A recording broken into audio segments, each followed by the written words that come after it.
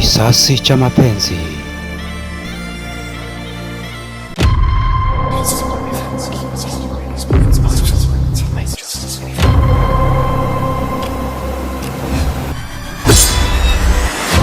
Tony ameoa, amemtia mimba, amekuletea mwanamke anakaa naye humo ndani ama?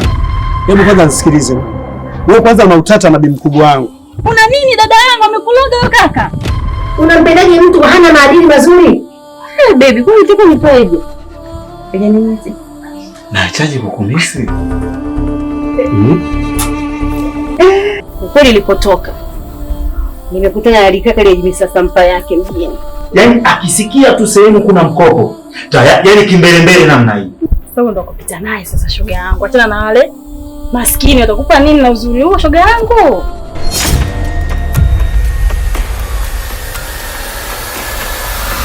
Bwana nyinyi mnakuwa wambea maneno mengi haiwaishi. Mtambo wako ni yule mwanamke anayejistiri, mwenye heshima.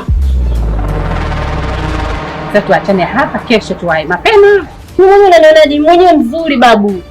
Mimi napendwa tena watu wenye sasampa zao. Na hivi nikiongea nisije nikakukutana na mwanangu njiani. Kokote. Zile naye mpenzi kibwana. Sitaki kugombana na familia yangu kwa sababu yako. Samahani sana.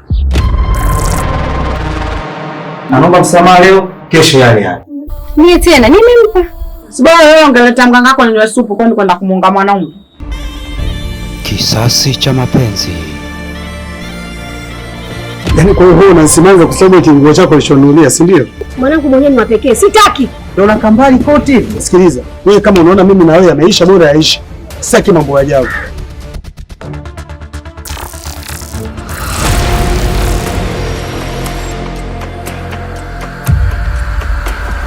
Ninachokuomba umkaange. Sasa kama nazi zinashindana na jiwe, tushindane sasa.